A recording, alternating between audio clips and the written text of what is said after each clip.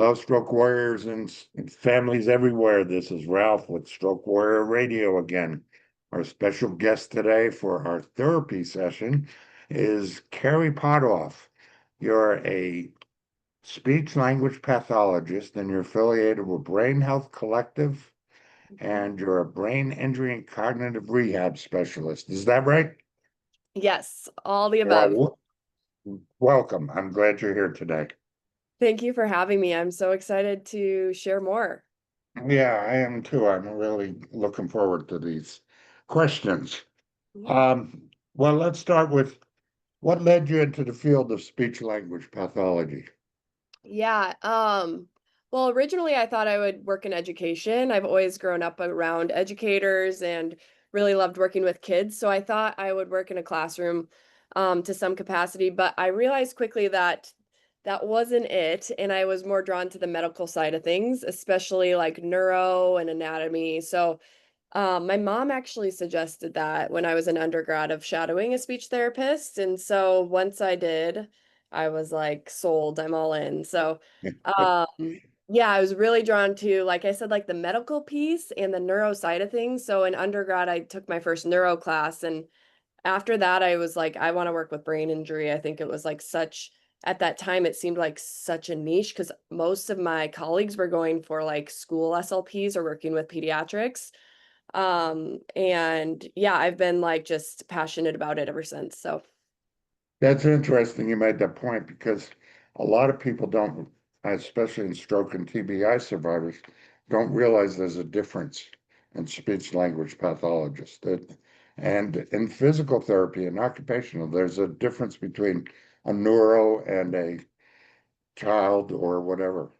yeah, exactly. I feel like even in rehab now, people expect to get PT and OT, but then when they see speech walk in, they're like, I can talk. And I'm like, I know you can, and I'm glad you can, but that's not really why I'm here. So Yeah, exactly. yeah, I didn't, it's funny, I didn't find out I needed a speech language pathologist until I was 7 years in for really. swallowing issues.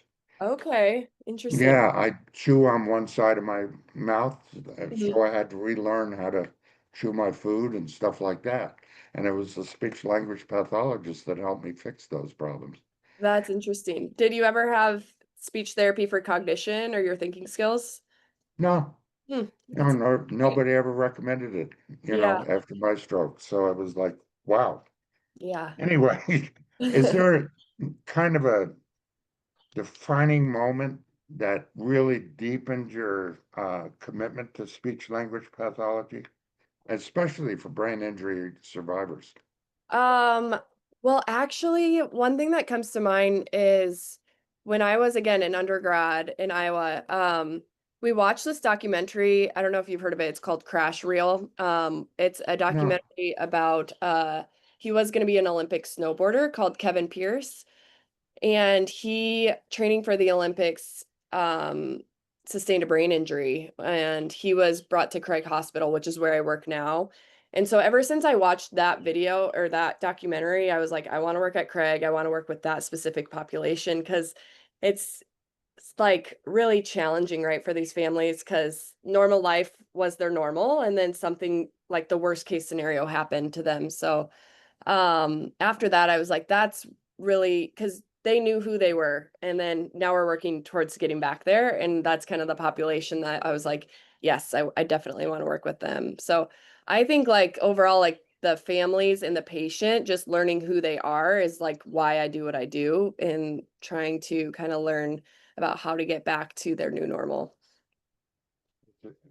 And I'm amazed that a lot of people don't listen to the fact that you mentioned family. Mm, It's a family affair. I absolutely. mean, the caregivers and everything, it changes everybody's life. Yeah. Many people assume that uh, speech language pathologists only work with speech. Would you explain the broader role of SLPs play in cognitive and language rehabilitation over stroke or TBI? Absolutely. Yeah, like I mentioned before, people are like, well, I'm talking just fine, right? So a lot of what speech therapists, yes, we can work on the speech, their speech sounds, their voice. But the bigger realm of things is really the cognitive piece, especially after brain injury and stroke, communication overall with language, and then their swallow, like you mentioned. So really, speech is like a very small percentage of what I see. A lot of what I'm working with is like your thinking skills, like attention. Are you able to attend to this conversation? And then on top of that is memory, right? So if I can't attend to something, I won't be able to remember it and then pull out that memory later when I need it. So really working like through, I call it like a pyramid, like attention, memory, and then those higher level executive functioning skills. So just kind of working through that pyramid of skills to get folks back to managing their own medications or finances, whatever it might be.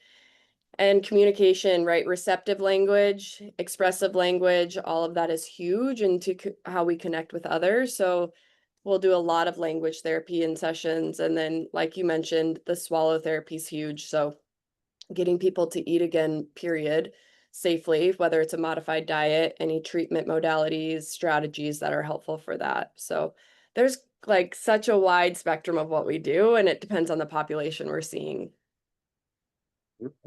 As I mentioned in my case, I didn't know about this for 7 years. Mhm. What are some of the common challenges that survivors face with communication, memory, or executive function, and what should they look for to ask for a speech language pathologist if they haven't been recommended? Yeah. I think one of the most common things is memory, just like day-to-day memory or like forgetfulness. I think that's a huge complaint. Another one is like the word finding, coming up with the right words when you want to, and the frustration that comes with that. So I think those are two big ones. Trouble like staying on track with attention, and then I think the overall like reduced processing speed is another one that people may not notice as much, but family members might or friends. So really, I think the most like frustrating ones come down to communication and their thinking skills and like how that affects their day-to-day life. Okay. Can you walk us through a typical evaluation therapy session? Yeah, really depends. Like, we always kind of get the background and read their medical H&P. But a lot of times with stroke survivors, I'm looking at cognitive skills, swallow, and communication. So I'll do a screener of all of those things, and then obviously looking at voice and speech as well. But there's like some formalized assessments you can do as far as cognition, and then same thing with language and same thing with swallow. So I'd love to like see people over the course of a few days to get like a big picture of where those problem areas are. So it's really dependent on like what the deficits we're seeing, and then we can pull assessments from there. Okay. What's a typical therapy session look like for somebody recovering from stroke, TBI, or concussion? Yeah. I say most of the time I'm probably looking at their language skills. So it might be a very structured language task, or it might be something super unstructured with communication of like, hey, let's get out of the hospital or let's get out into the community and go to a coffee shop and just practice ordering coffee or something like that, using a script that we've practiced, and kind of just like role playing that back and forth just to make it more natural. I think the biggest thing too when it comes to communication and cognition after a brain injury is just making it salient for those folks. So like maybe someone's really stressed about like a family gathering and their communication and going into that. So maybe we practice like a script of like, hey, I need more time, or can you please talk slower? Just to kind of like work on those advocacy skills since life is a little different after the brain injury. Cognitively, again, we can work on like very structured attention or memory tasks, but we can also look at how that translates to everyday life. So maybe it's like using technology like your phone to really help with alarms, your schedule, all of that. That's very functional. That makes sense for your everyday life. And so you're more successful and efficient throughout your day. Is there specific techniques or technologies that a lot of us didn't know about that you'd like us to know about, like memory apps or, what is AAC? AAC, so AAC is more of like a augmentative and alternative communication device. So Really, there's low tech options with that where it's something like more like pencil, paper, and then there's like the high tech, which could be like on an iPad or a phone. And there are certain programs out there speech therapists could kind of like prescribe to help with communication efficiency. That's with if someone is very aphasic. And then there's also technology options for cognition. So honestly, I'm like pretty bare bones with my recommendations of like, let's just start with an alarm or your reminders app or your calendar app. Like those three are amazing and help me with everything. Or like Siri is great. And so really the bare bones is super helpful when it comes to cognition and how we function on the daily. But there's also some other like more niche apps out there. Like Day One is a journal app that helps with day-to-day recall. So yeah, there's a lot of options out there. And then there's always like the games that they put out there. Again, there's not a ton of research behind those and how those transfer to everyday life, but those are more like apps like Lumosity where they kind of prescribe you 5 minutes of like these games that are going to work on attention or memory. Um, Again, it's more like kind of hard to back up to translate to everyday life, but yeah, there's lots of options out there like that as well. It's interesting too.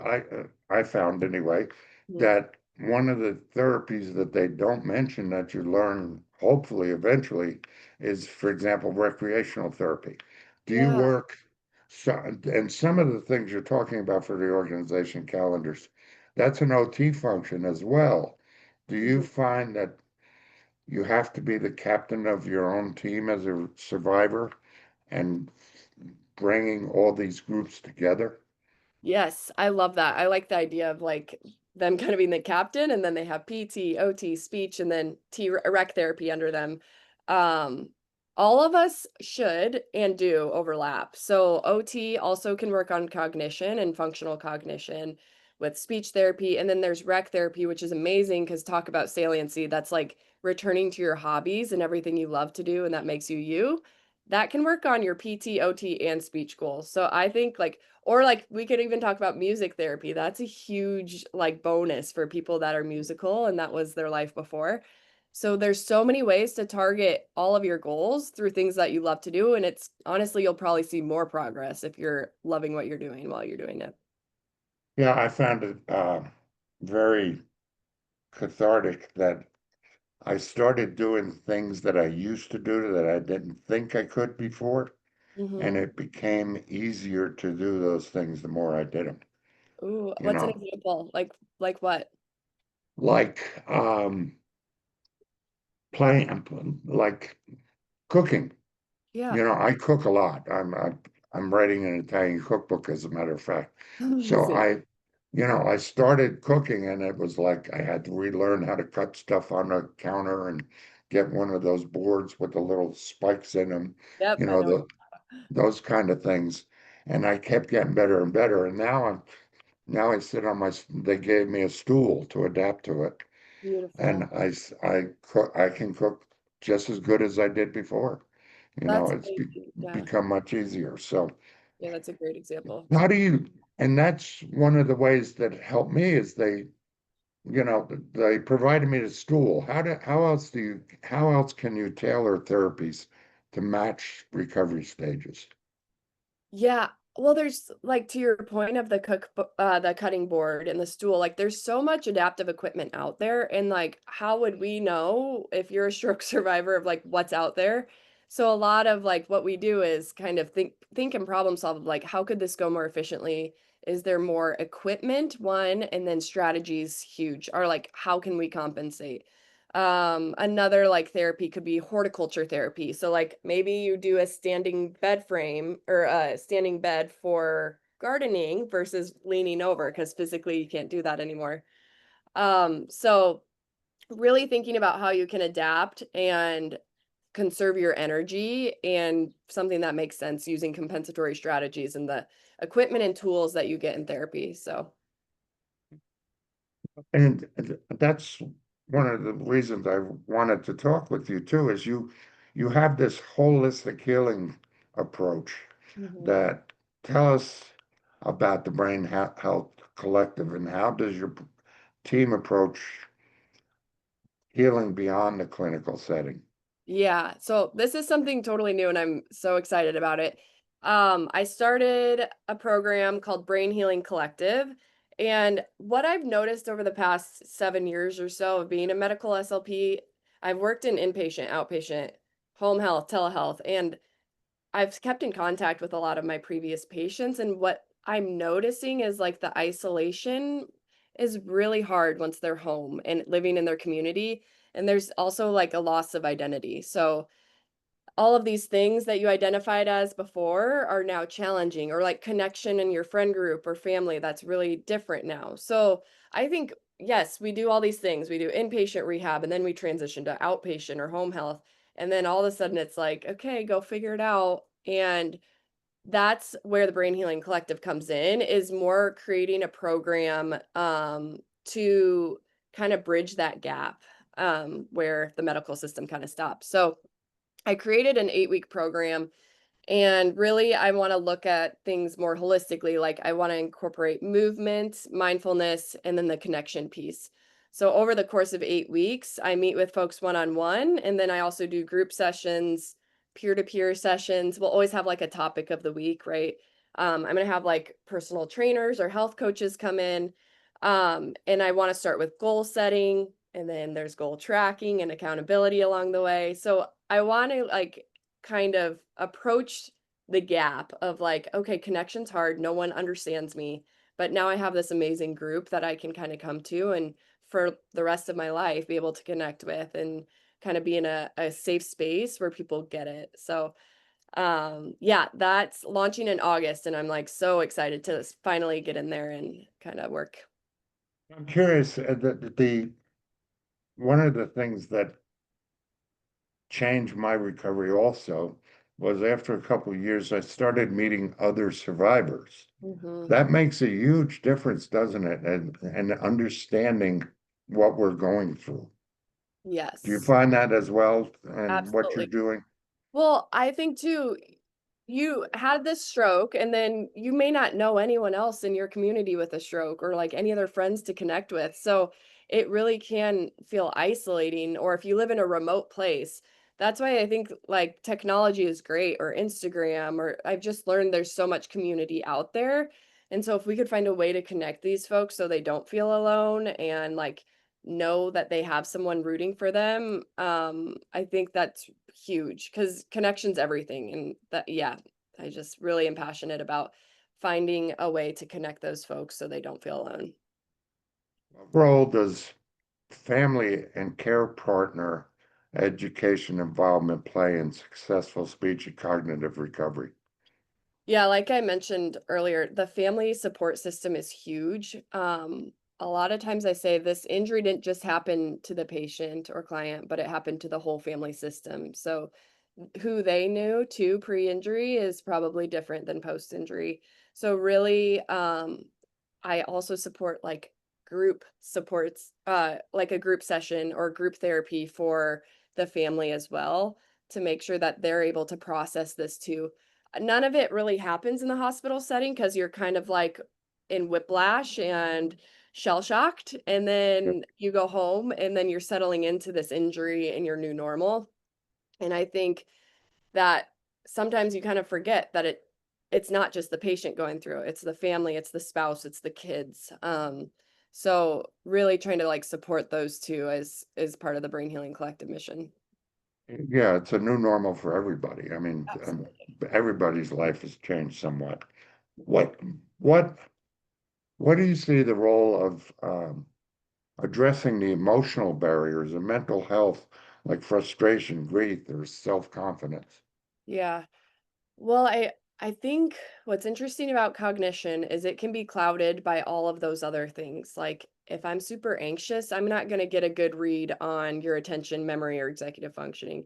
Or if I'm super depressed, that's very common after an alteration to your brain. So, um, mental health is huge and it kind of clouds all cognition. So really you have to address that mental health stuff to be able to tackle this whole other ball game of like cognition and communication.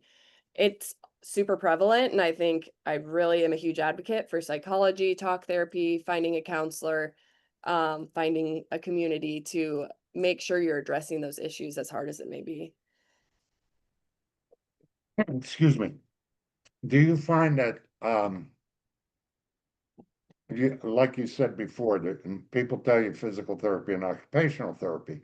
I've learned over the years of my recovery that I'm up to about 10 different therapies, mental health, physical therapy, occupational, recreational, even acupuncture. Um, you know, do you find that there's a lot more therapies out there that maybe we need to look at as part of the team that we're developing for our recoveries? Yes. I mean, I think of it again like more holistically. You mentioned acupuncture or chiropractic care, or maybe a personal trainer, people that like really understand the body and how you're moving, because it is your whole body. I mean, your mind impacts your body and how it's moving. So, really thinking about it as a whole body approach and seeking out options. I mean, something that works for you may not work for the next person, but I think it's worth a shot, right? So, and like nutrition is huge. And I think, I talked about mindfulness, but meditation or finding someone that like maybe yoga is a good practice for you. Um, all of it. I believe in it all. I think it's great to try it. And then if it's not your thing, you're like, nope, but I've got this going for me instead. So, I I find, and I think you'll agree, that most of us have to become, again, captains of our own team and self-advocates, mhm, doing research and fighting for our own recovery. We don't have to accept this is the way you should do it. mhm. We should go out there and, ask all the questions that you could. To me, the only dumb question is the one you don't ask. Exactly. Yes. Yeah. And I think that's amazing that you're such an advocate for it. And I hope that everyone feels empowered to continue to ask the questions or find a different provider and then ask the same question. But just to really keep pushing the boundaries because there is no plateau and people can always make progress. So Interesting, you brought up plateaus. So many of us are told this is good as it gets. How do mhm. you feel about that phrase? I I don't like that phrase. I do still believe in neuroplasticity. And we're evolving. A healthy brain is evolving, and then a brain injured brain is still going to evolve. Our brain does its best to recreate synapses, and it's going to keep trying and rerouting. So I do believe in repetition. Just again, salience is key. So I just don't like that mindset. Like, hey, you've reached your plateau. That's not it. Yeah, they tell you 3, 6 months, and even a year, this is the best it's going to get. I got off my cane and walker after 6.5 years. I, Amazing. I, Yes, I right. can run on a water treadmill now. I mean, it's amazing. So great. It, it's it's hard to never had they to me they took away hope, Mhm. and I had to fight for my own to get new hope. Yeah. Do you find that a lot of people go through that? Yeah, actually I do. I think if you have like one person that says something negative like that or gives like takes away that hope, like one physician or one therapist, but you have like 18 other people rooting for you and therapists that are like encouraging you, that one person's still going to stick with you. So I I hate that happened to you because really you just hang on to that and then that's not helpful when you're trying to progress. So um and it, yeah, I think too in the medical setting people are just so science based and versus like human based. So I think it's important not to forget the brain that you're working with and that resiliency and motivation is something you can't take away from someone. So yeah, it's something unfortunately you may see in that realm of therapy and medical setting. Yeah, I'm getting more and more interviews with people like you that approach it in a holistic way. Um, that you're for approach it with different therapies, different communications with other therapists, those kind of things. Mhm. Do you find that working with different people and just trying the most weird things can often work. Yes, like something that seems super outlandish sometimes just lands with people, you know? So, I'm thinking of an OT I work with, like sometimes her idea sounds so wacky when she says it, and then we'll go do it, and I'm like, wait, that actually really worked. And it's something that again makes like we're kind of really pulling from their hobbies or their interests, or we're gonna like pull their kids into therapy and do this. Um, but yeah, you just don't know until you try it. And at this point in recovery, why not throw everything at the wall and see what sticks? You, what do you think people should look for in a speech therapist in therapy in particular? Um, for I actually went out to physical therapy facilities to check them out before I made appointments with them or interviewed. Do you find that is a better way to approach how to select a therapist? Yeah, I do. I mean, it's kind of like it's kind of like dating. You want it to be a good match, right? If you're not jiving with your PT or your OT or your speech, just like from a personality level, it's going to be a little bit more challenging, right?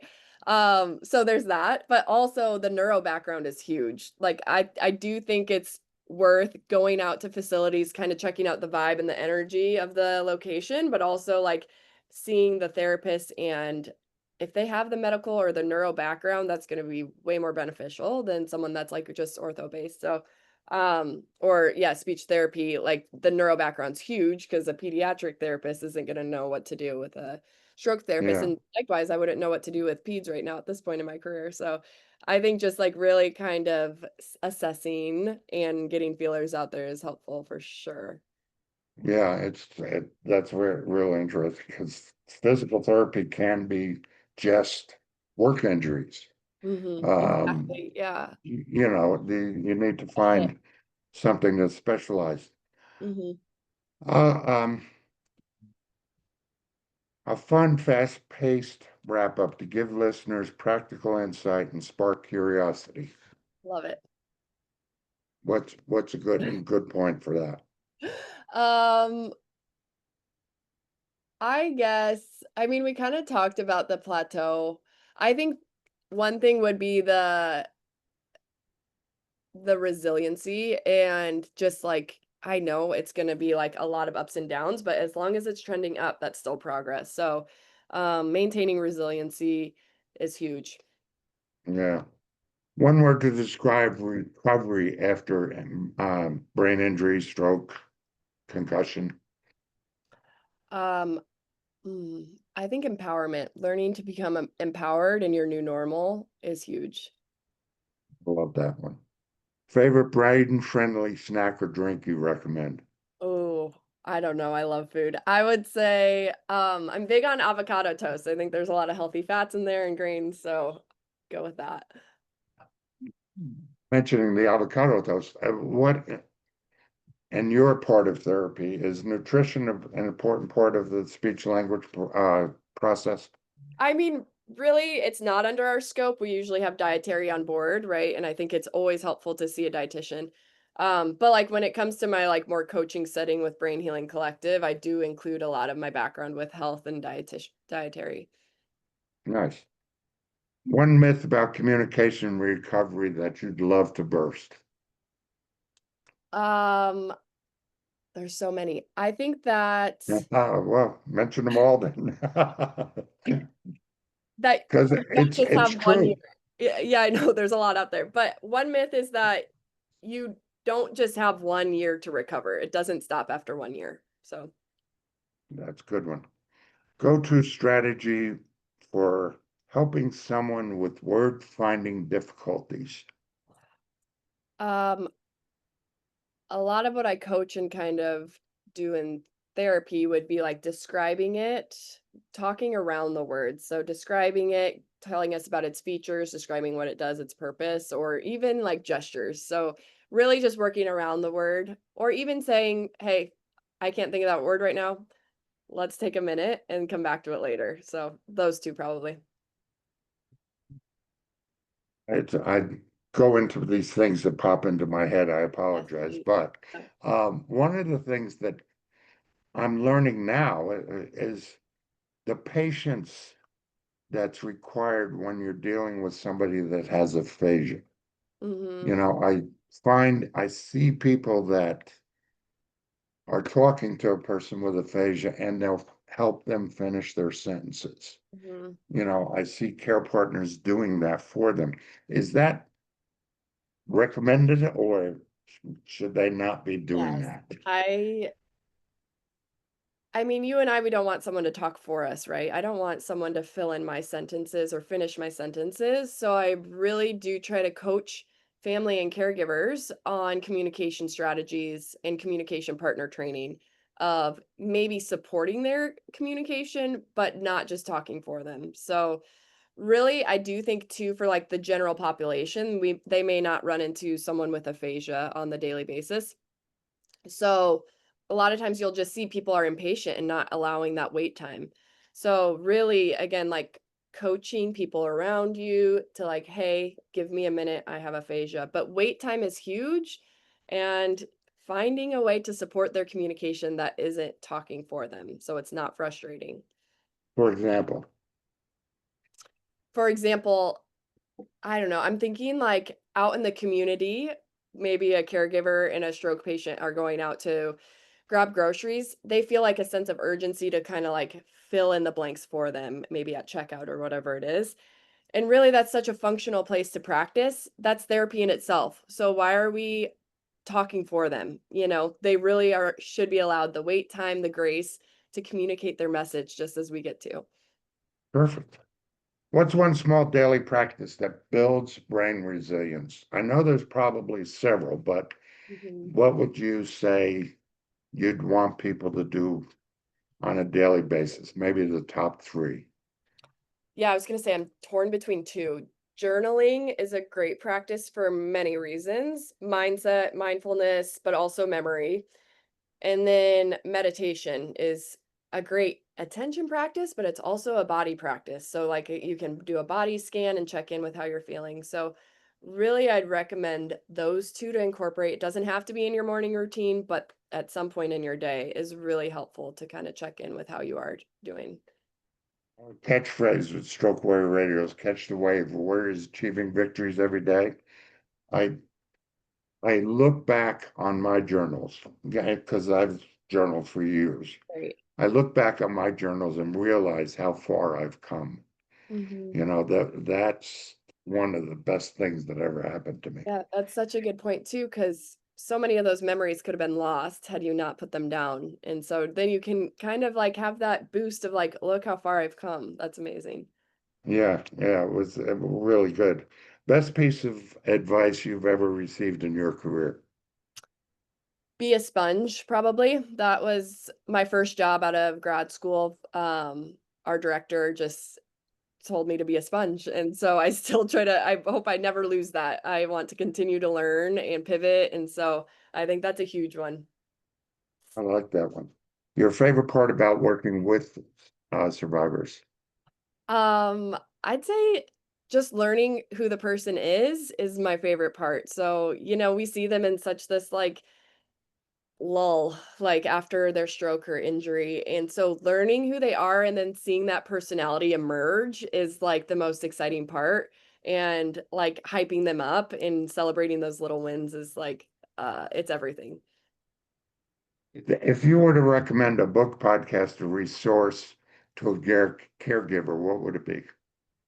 Oh, one book that I really love is the TBI Survival Kit. Each chapter is a different topic. Like, let's say fatigue is one chapter, or like checklists and routines. That's a super helpful one. And then there's a lot of podcasts out there. I can't pick just one because there's like stroke specific ones, and then there's also just like for the general population that I kind of like jump around and don't listen to one podcast. Okay. How do you how do you unwind and recharge your brain after a long day? Oh, I think exercise helps me in so many ways, but like going for a walk in the evenings is a great way to kind of like wind down, reflect. I try not to do a ton of screen times in the evening, so that's one way for sure. What advice do you have for survivors struggling to express themselves or connect with others post-injury? I think find a support group, therapy, just finding connection. Yeah. Perfect answer. Mhm. What are a few things caregivers can do daily to support communication and thinking skills? I mean, caregivers and family, they know their person like none other. So they can be coached through therapy, right, to do this when this happens, but also just like giving them grace. Every day is hard for both involved, right? But giving them grace and space to like feel the feels and then try again later. That's huge. And then there's a lot of communication partner training that we coach in speech therapy. And then again, using the external aids, using things like your phone, your written calendar, use all of the supports in your environment to help that day, consistency, structure, routine, move more smoothly. Anything you want to add to today's talk Um, that we haven't covered? I mean, we've jumped gosh, all over. I'm I'm sorry. sitting outside right now, and I think just getting outside, that's another one that's like such a mood boost. It's good to just kind of clear your thoughts. So, yeah, I think nature's huge and healing. So that's all I've got. That whole approach of everything is amazing. Thank How you. can listeners connect with you? So they can connect with me on my Instagram page. It's brain_healing_collective. And then you can also reach me by email. It's Kerri, Kerri .Potthoff, Potthoff at brainhealingcollective.com. Nice, nice. Well, I want to thank you. I've really enjoyed this. I'm sorry I've jumped all over the place, but I love it. I think we've covered a lot that's really important for people to learn. So thank you very much. Yeah, thank you, Ralph. I love that you're doing this, and I hope like this just helps at least one person. So I agree. I agree. Thanks. You have a great day. you too. Thank you. Bye bye. Bye bye.